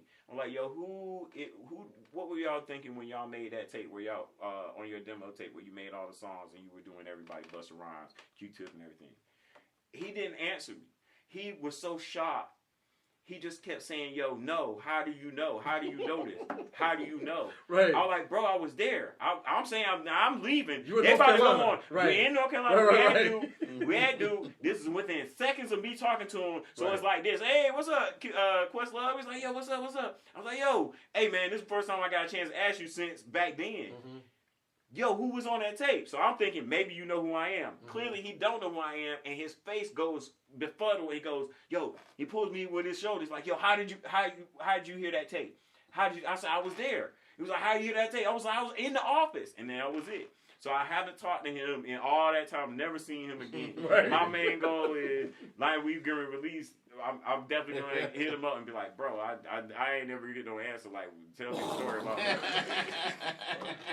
Because I want to know. Like, you know what I'm saying? Sometimes if you get up with people, bro, right. You feel what I'm saying? And you really connected to them on some hip-hop, and you hit them, and it's like Ratatouille, bro. Take you all the way back. Yeah. You know what I'm saying? Yeah. So... And us being so deep in hip hop, I'm still stuck there. So you might have been like, yeah, I'm in hip hop, but I done made millions of dollars. I got gold chains. Hey, we done been through mad houses, arguments. Like, I done paid all kinds of people's stuff off. Man, I done lived a life. I'm still rapping, but, you know, it's a new thing for me. It's a deal. It's a process. It's a job. And you reach all that, and then you see me, I'll be like, hey, man, what's up? You trying to rap? What? Right? So... that's going to give you an effect right off top. Either a good one or maybe a realization from it. But I'm stuck with doing that because that's basically how I've been the whole time, bro. You know what I'm saying? Okay, so when you guys went to record your albums, right, you guys did your own production. Yeah. What was the weapons of choice? MPC? Whatever we could get our hands on was the weapons of choice. Right. Whatever was there, it was fair game. We had enough knowledge about different... like products. But I like the ASR 10. That was like the main. That was the main one. That was the changing point. But we did have an EPS. Yeah, EPS. We had an ASR X for a hot sec. Right. We did a lot of that stuff was done on like an E-Magic. Remember the E-Magic? The EMU. Oh yeah, I do remember that. Okay, E-Magic. Okay, got it. The EMU. Yeah. Like rack mount sampler. Rack mount sampler and some keyboards. The reason I asked. And a sequencer. The reason I asked, because it's amazing because you guys being from North Carolina, not really being around, the large professors and all that stuff. You know what I'm saying? At the time, you guys' music could compete with what was in the industry. Now that's the key to understanding. Okay, there we go. We worked at the radio station. Right. We were DJs. Right. We heard records all the time, so we had already broken down what it takes to make one. I'm a Slap a Sucker Silly. Remember, is the one we made. Okay, so you know who Mr. Freeze is. Yes. Okay, so you know who DVS is. Yes. DVS used to work with Mr. Freeze. That on the record store. You know where Raleigh North is, right? Yes. Okay, so you know Mr. Freeze had a record store at Raleigh North. Yes, sir. DVS was over there at that time. I don't even think we were at the radio station. I think we were in transition to actually really doing it. It was before we even came out with a record deal. But I think we still may have been. And DVS was like, yeah, man. I got this idea. He was like, I got a sample over here at Meet Me Over at Freeze. So that's how we got the Crusaders. Now, we all made a beat together. Right. But the Crusaders and I had... was it Super Cat? Yeah, it was Super Cat. And then I had, and so I'm using a 5-second Gemini pause. So it's like I had these things. I had a scratch record that had Daffy Duck. Wow, it's colossal. It's stupendous. Remember, it'll be my masterpiece. And then I had My Lady sample from the Crusade. But you only had 5 seconds. Then you got to hit the other 5. I only had enough of that, so I had the other 2 seconds to do the Super Cat. So we're going doom doom tat ticka doom doom tat ticka doom doom. Now I'm playing this. This is Super Cat. No, this wasn't a Super Cat record. What it was a remix record. It was a remix. Had Baby Huey on it. What in the hell was that guy? Who was that record? Because we used to play it I used to play it at parties. It was It's on the orange label. I see everything. I can't remember who made the record. It's a Don Dada remix. No, That's what it sounds like. The way you described it? But it was by somebody else. It's not the official remix. It's not the official remix. It's some That's guy the one I used. Like a white label or something like that? I thought it was one that was on the I actual can't. single. I think. No. I'll think of his name once. You talking about producer wise? Right. Yeah. Salon Rennie? Okay. No. So listen, it was these guys. They used to make these records. All the DJs used to rock them back in the day. They used to make these Brooklyn records. Clan? Not. It wasn't. It was like the Crooklyn Clan Right. before Crooklyn Clan. Right. What's this guy? You know what I'm talking. It'll come out. People. in a There's second. somebody right now watching this going. You talking about this? Right. I can't remember his name. But that Dada Aziza Super Cat Dada and it used to just loop and it would come in and it would come in with KRS One. Yeah, that's it. That's the record, and that's the record. That's the record. Yeah.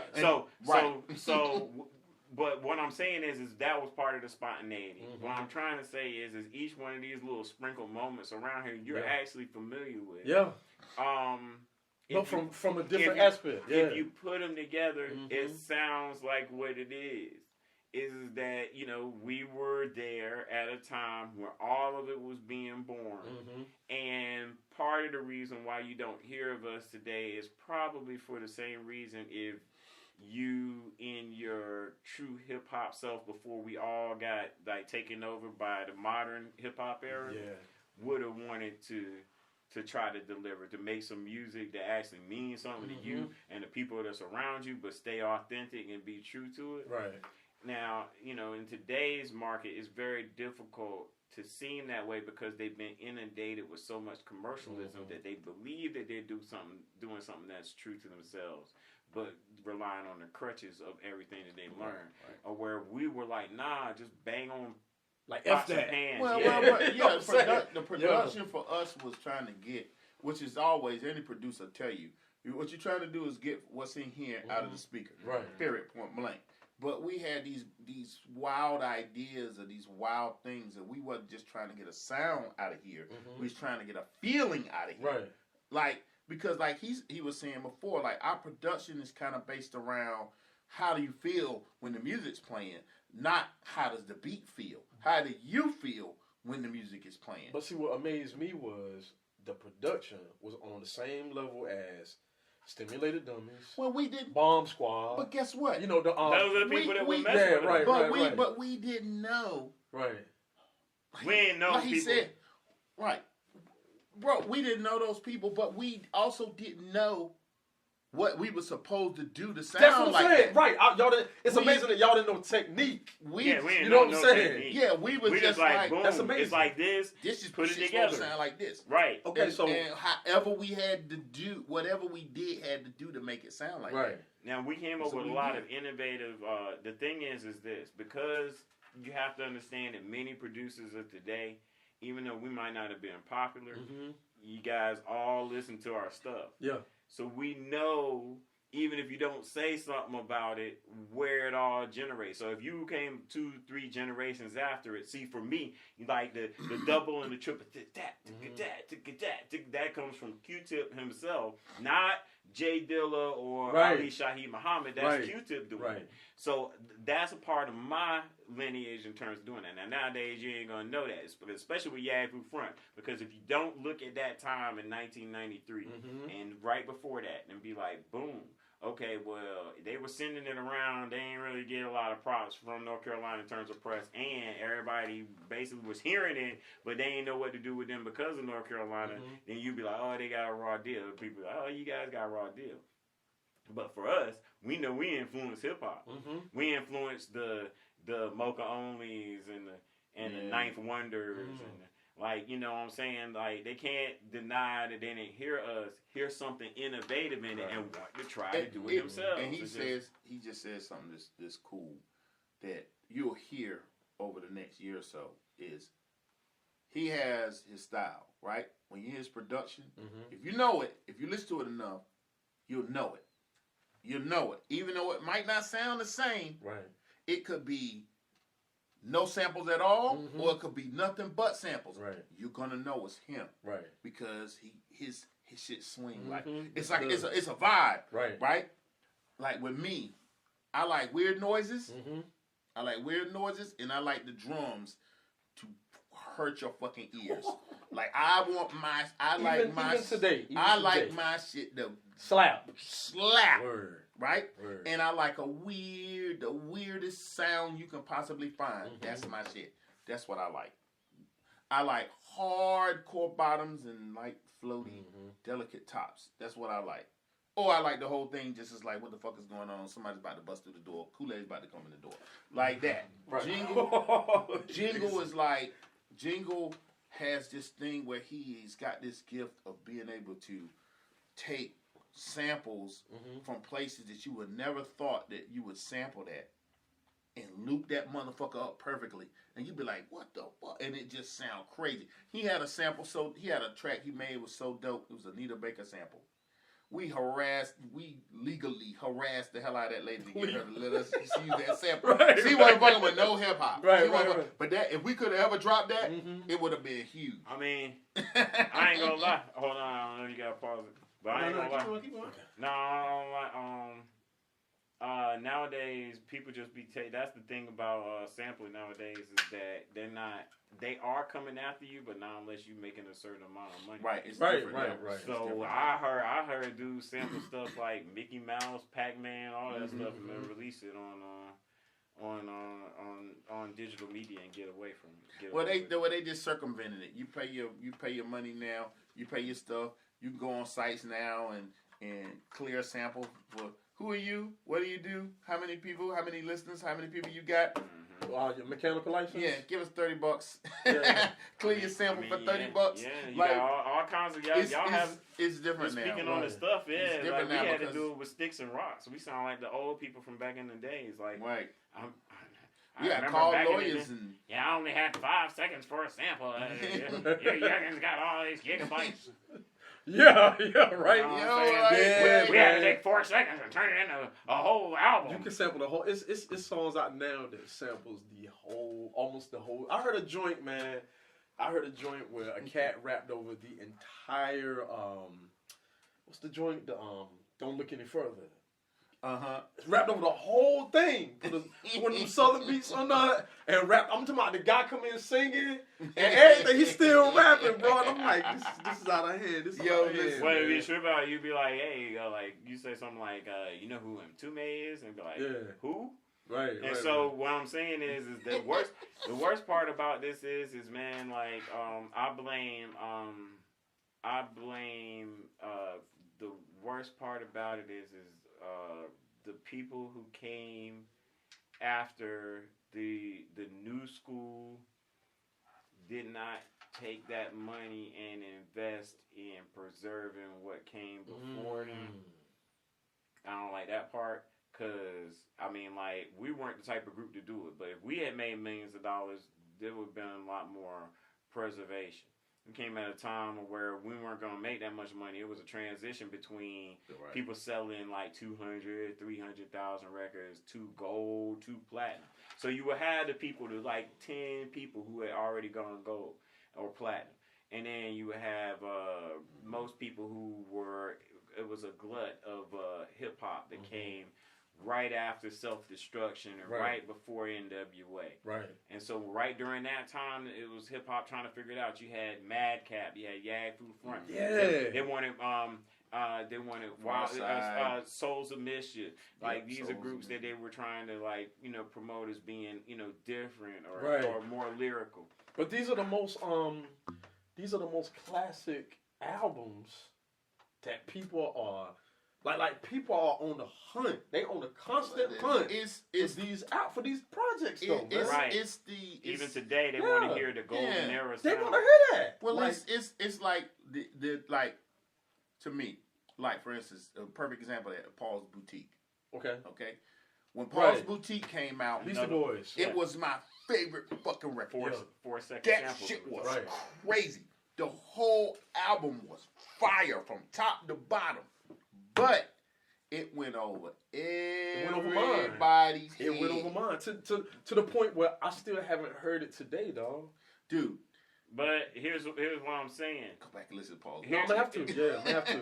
Paul's Boutique was a separation of what I considered to be what hip hop was going to be and what it has turned into. Because my belief system was Paul's Boutique was a masterpiece of what hip hop is. Right.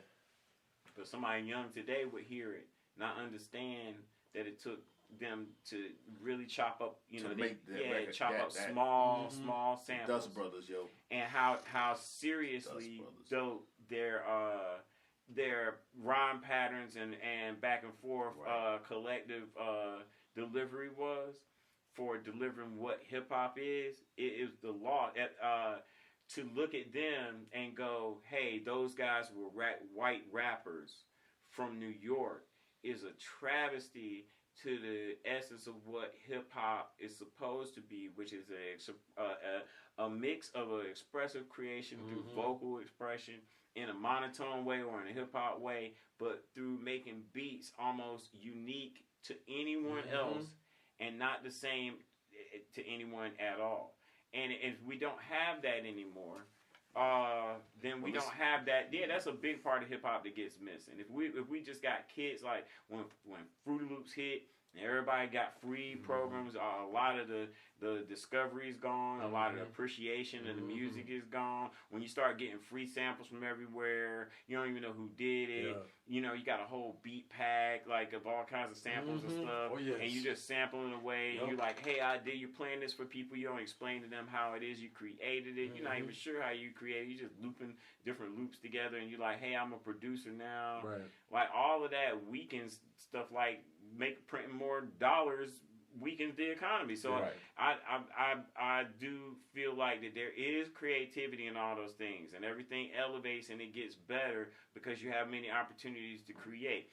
But the richness of what we hear doesn't match the amount of new creativity that we had. I make beats on my phone now. Yeah. How do you feel about that? What do you mean? That the fact that you can make beats on your phone now. Relieved. Mostly, it fits my. I didn't expect that. That's why I'm laughing. It fits my creativity level. Now it equals. Let me tell you, nothing else for me equals the ASR 10 to be like, I'm gonna wake up out of a sleep, smoke a blunt, and I'm gonna start making a beat right now. Nothing. The ASR 10 was like 8 tracks, or just I'll get up there, chop it up, press buttons. Sometimes you don't even know what you're doing. You're like, right. You're just pressing the buttons to get to where you need to go and put it together. Well, the apps that I use on my phone equal that for me. Meaning, like, if I just wanted to get up, plug up a... You ain't got to get up. Yeah, I gotta get up. But I just want to get up and just make the beat, because the thing is, for me, making a beat, I'm sure it is for you. We kind of have it in our heads already.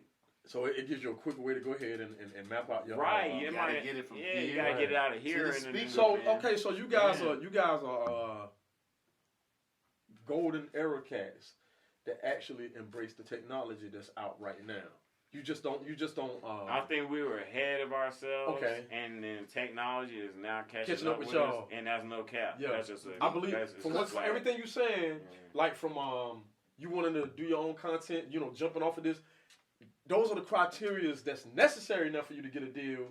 And you guys had a deal, and they didn't want that, and now they want you to have that now. I mean, K97.5 was like no rap right at the beginning, man. They had these commercials. I'm going to always say this because it's not like that right now. Right. And no rap. Oh, yeah, I remember that. K97.5 and no rap. We're not playing rap at all. Like, and then when they brought us to the radio station, they were kind of like downplaying us and stuff like that. It's a brand new situation there. I'm not talking about the radio station as of today. Right. But part of that is part of my experience on how this actually went. Imagine watching people go, we don't even want... Imagine watching the whole thing happen right in front of your eyes, and everybody around you getting the benefit and the residual, but knowing you started a little piece of it, but they're completely clueless about the whole thing. That's why we have this right here. Right. You know what I'm saying? Right. To set the record straight, to educate, all of that. Because it's and here's the deal. People, like hip hop is weird because hip hop goes, well, you know, I've heard somebody say this to my face. Yeah, but it's not, man. Y'all didn't go platinum or nothing. And it's funny, right? Because it's like, okay, how many things do you use or do you see today that started in that form?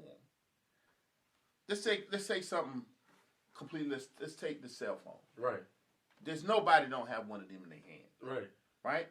But 20 years ago, 25 years ago, you had to have a camera, a bag phone, or a big ass brick. Right.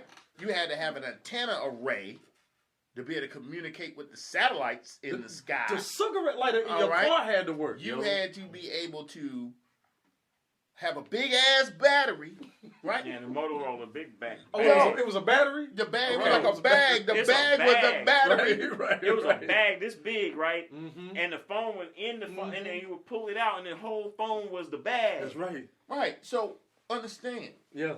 It's funny because, hey, look, it's just the same thing with hip hop. Same thing with us. Same thing what happened as you building this thing. It's all these pieces and parts that have to show up, have to be developed and grow and create a monolith for another piece to connect to.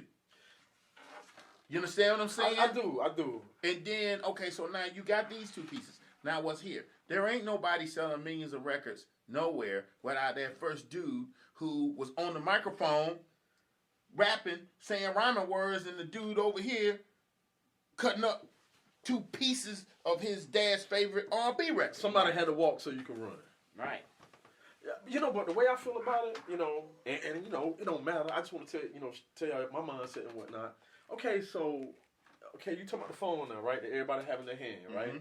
But do you remember back when it was the bag and whatnot? Everybody couldn't afford that. Everybody couldn't have it. Everybody couldn't have it. Everybody didn't have access to it, right? Yeah. Just like with music, right? Okay, all you got to do is put an app on your phone or download the software, right? But back in the days, you had to have the money to be able to afford an MPC or an ASRX. You had to have that. Either you had the money, either you had a deal, or you had a hustle, a drug dealer manager or whatever that went out and got it for you and whatnot.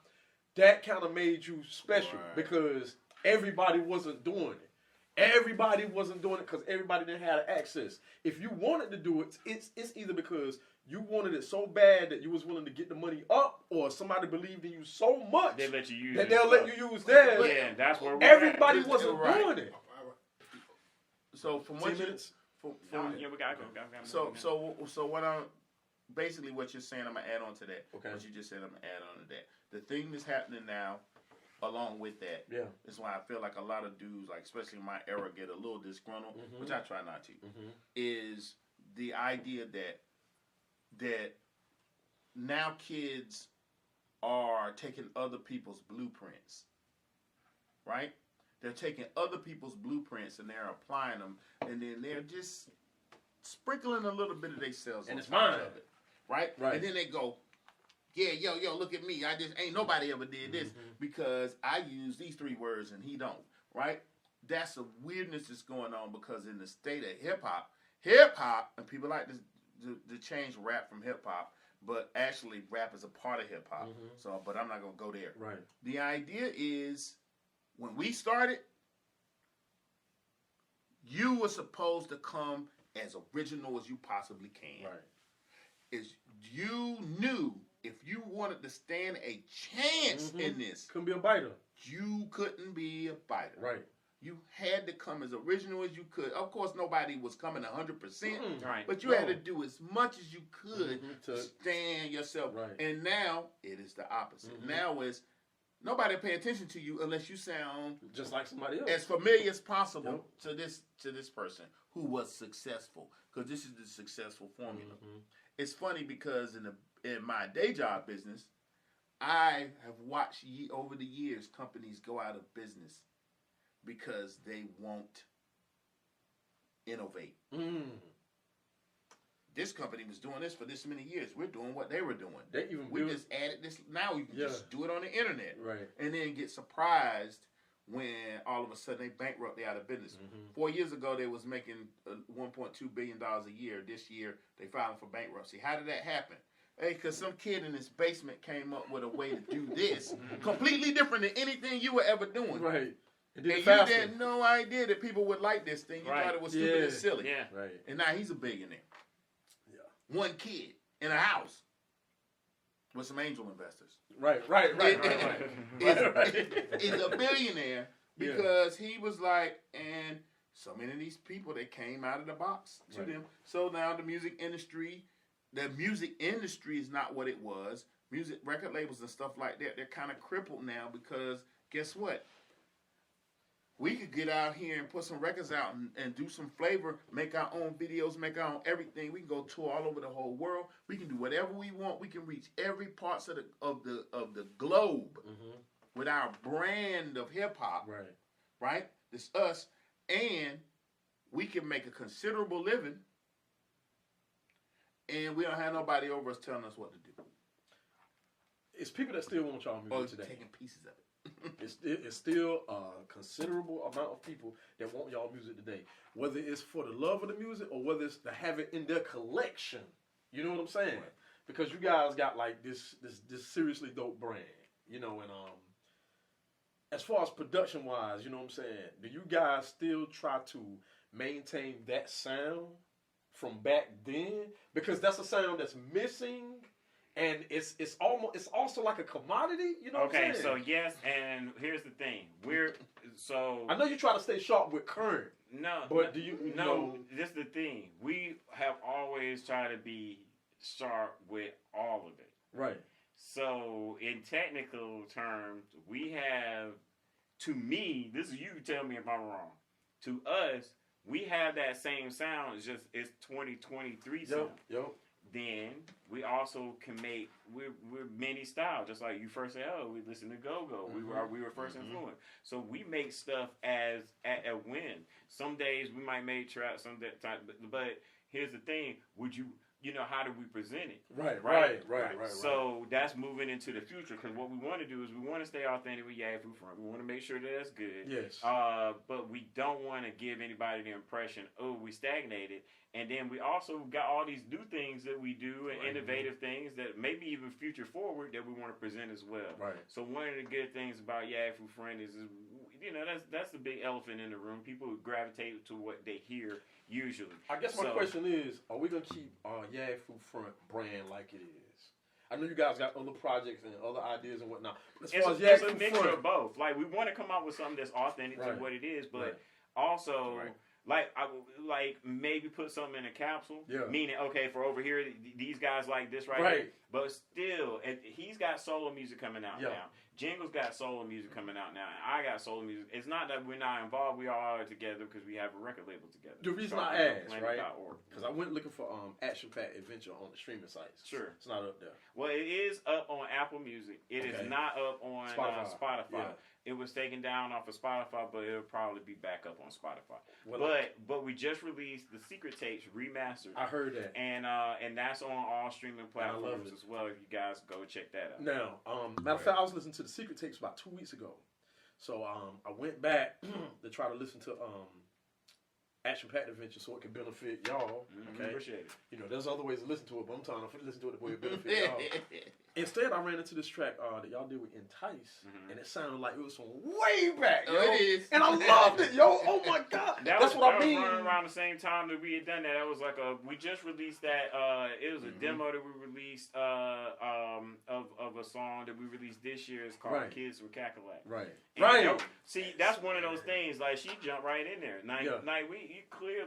We have a style of how we make music, which is almost like, it's about to be whatever we're on right this minute. And she came through. It sounded like a session where she just popped up. If anybody that we even with Diamond, where we did the remix for Slappin' Sucker Silly, it's all just impromptu. It's never clout chasing. You actually gotta want to be there. Right. You act like she was just there. Nobody flying in verses or nothing like that. No, and no flying. Word. No, it's more like because you can't really recreate the vibe. Like it's something so weird and so true. We in the studio. About it. Yeah. I remember Come on. for In that that dress. song, Entice goes, Damage, why you always gotta rap so fast? Like, why don't you slow it down? I was like, no, I gotta get it right. No, but I heard that, man, and I was like, yo, I'm back. Like, I'm back at that time. You know what I'm saying? Like, I remember these days. That's why I asked, are y'all gonna keep that brand the same? Because, yo, man, y'all keep putting up material like that. People yearn for that, dog. Like, they yearn for that right there, man. I think that what we got coming up in 2024 will definitely fit those needs. Need but it, I bro. do want people to get a chance to listen to some of the stuff that we were working on now. today. Yeah, because like the thing is that it's gonna take it's gonna take a little while for you to get used to how it might sound. Right. You might be coming in, oh, I want it to sound like this. I want to Spin's doing this, Damage is doing this. It's gonna sound like that. Right. I want people to get a chance to actually see different sides of our production capability, and maybe see that maybe we might have some music that still kind of transcends certain things, or maybe even inspire you at the same time. I'm looking forward to it, bro. So, because you guys still look like, you guys still look very, very young. Very young. You know what I'm saying? So, I appreciate that. I think that's no, I mean, I'm just saying, like, y'all been well preserved, and y'all look like y'all can go out there and do something again, bro. Well, I can tell you like this. Building on what he says, is what's going to be cool is you get ready to hear me, him, Jingle, separate. And then when you hear Yaggfu back collectively, it's going to snap in your brain. Oh, Yaggfu has always been these three dudes. Right. The formula is when all three of us is in it. Because the real secret behind our production was harmony, music. He hit the beat. Yo, listen to this. Yo, that shit is crazy. Yo, wait a minute. I heard a sample a week ago. Listen to this. Throw that sample on top of it. Turns into something else. Oh shit, that's dope. Jingle. Yo, I found these drums though. Listen to this. Yeah, I miss those days. Yeah. That album was all three of us like. He'd come up with his track and it'd be like, yo, what the fuck, it's dope. And then we would just sprinkle something on top of it. Just and like it would go just in, like you hear is. it looping. Like, there's no way to describe it for people who really appreciate action-packed adventure. But if I can I also am being the fact that I was outside looking in at one point and also trying to jump in as an artist.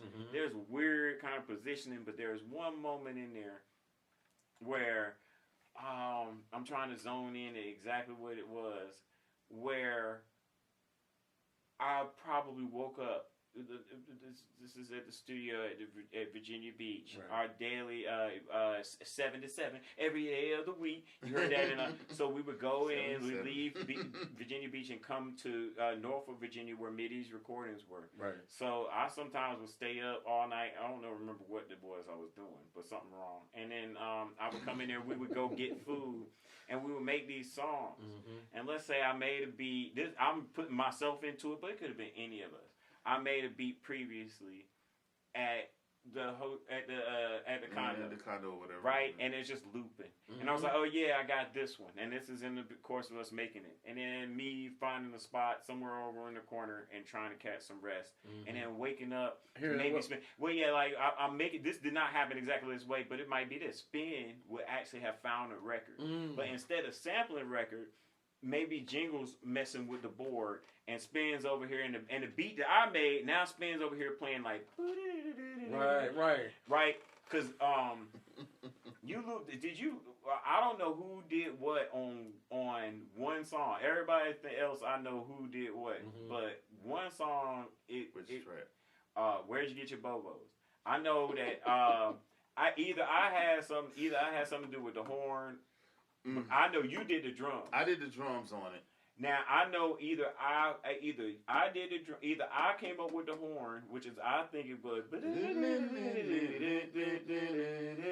Yeah, that was you. And also the bass line was either me or somehow Jingle chopped up the bass line I found. I think you had the bass line, but I think Jingle was like, nah, loop it like this. That's it. Yeah, that's it. So that's how our beats came together. It'll be an idea like this particular one. I know Spin was just like, boom, because I remember he would go boom, boom on the sample, right? I was like, well, that's dope. I like how you chop that. Right. This is before how many MCs or any other people. Yeah, this was just him. All right, and he got that off of a CD. That's how much I remember. You sampled it off of a CD instead of it. Remember that? My dad, There you go. It's like Grover Washington Jr. Grover Washington Jr. Hydra. That first Hydra album. Yeah. That first album. So that he did. Yeah. That was the fun. Mr. Man. That was the best. That's the reason why I'm in the group, as far as I know. Was them moments we had them way before that. There was pause button tapes and turntables. Sometimes we just be playing the same samples on moment turntables. I was telling you about, hitting the like buttons on with the tape. with the Star Wars, that spark moment was just happening. It was lightning in a bottle a lot. Yeah. Right? Yeah. And then, like, we don't even see each other, and then we'll do stuff, and we still got it, so we can make lightning in a bottle. Good, so we can still perform, we can still do stuff. Like, that's just crazy. Yeah, because when we first... It's kind of funny, actually. When we first got the interview, and my man Kinston was told that, it's a young lady that he had to talk to be able to bring all y'all together. I'm like, man, don't tell me these guys ain't together, man. Like, God, man, please tell me there's still some love. We just don't live in the same place. Okay, cool. No, that works. That works. Because Jennifer. Shout out to Jennifer. Yeah. Jennifer handles a Good, lot man. of affairs Good, behind man. the scenes and doesn't get paid enough. So shout out to her. Good, man. Listen, fellas. God knows, I almost feel like we have to do a part 2 to this interview because there's so much information. Let me know. and whatnot. I was about to say, man, be on the lookout for that. But look, seriously, it's been an honor and a pleasure. Appreciate This Appreciate interview Word. means so much, like not just for our series and whatnot, but it means a lot on a personal level. Because I always wanted to know you guys' story myself. It's been a lot of Easter eggs and jewelry and some of everything in this interview, man. I salute you guys, man. I'm a fan. I'm probably gonna be on a hunt for the vinyl now. You know what I'm saying? That's So- impossible, but good luck to you. I'm gonna try, bro. I want try. one. If anybody got it out there, yeah. I only know one person that's got it. No, I'ma find it, dog. Bro. I'll I'm be on the telling you, hunt. I just finished doing this 2 days ago. Right. One that was like $135 in Japan, and now you can only buy it in yen. Then you got to buy. Yeah, You got to pay everybody for the sold out. customs. My man, Yeah. I got one of my homeboys. He got a copy, Right. and he got one of the cassettes too. He won't give it up neither. And will he? he, oh hell no, No, he my ain't brother, give you that gotta up. get your own. But he hit me, he shot me, he sent me a picture of it. I don't know where he was, somewhere overseas. He sent me a picture like, look what I Man, it got. wasn't released. It wasn't released in vinyl. It was only in the U.S. It was only released in Europe, and I didn't even know that. Wow. I didn't even know. There's so many things I discovered since we come back. Oh yeah, let's go ahead and plug this. Please. 2024. Yeah, 2024. Okay. 2024 is New Yag Food? it's 30th anniversary of Action Packed Adventure. Super. It's new Yag Food now. There's new Yag Food coming out sporadically. You gotta Yes. Google it. Is there an official site? I mean, it's all that stuff, but you have to search for it. Okay. We don't do any advertising. 10 So if for you don't see a whole bunch of people looking at it and stuff like that, that's because we were before all of that era. And And check the people, out, right. Yeah, I was just saying. Check out Action the Packed Adventure, Spin Yag for Food. Instagram. Okay. I do the LB Yes, marathon. let's do Got that. you. No, LB marathon. wait, let me hit you with this. Yeah, Spin Forth got new songs coming out, a new album coming out. He got his current singles, which is Incongruencies. Okay. He got also his current singles, Rappers Need to Shut the F Up, featuring Jay Gray. Word. Yeah, all this stuff is fire. You got new stuff coming out. Yeah, so whenever, soon. Soon. Soon. So make sure you look out. Jingle got new songs coming out. Okay. If you listen to the LB marathon, you might just hear some Yag Food shit you never heard. Yeah, of. so 10-4. tune in to 10-4. him on I will. Instagram, I will. Spin Forth on Instagram for the Ill Beat Marathon. Weekly, right, bro? Weekly. That's right.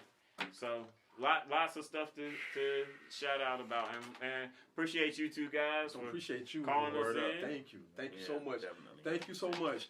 Thank you for tuning in to another fire episode of Hip Hop Beats and Things. Special shout out to Yag Food, you know what I'm saying? Special shout out to my man Spin Forth, wife in the building. Special shout out to my partner Finston. Until we see y'all next episode, thank you so much. J Subscribe. Bells rocks well. We love you, bro. All right, Jingle. Shout out to Jingle too. Subscribe. Make sure you hit that like button. Tell your friends, your family, tell your ops. Okay? Thank you so much. Peace.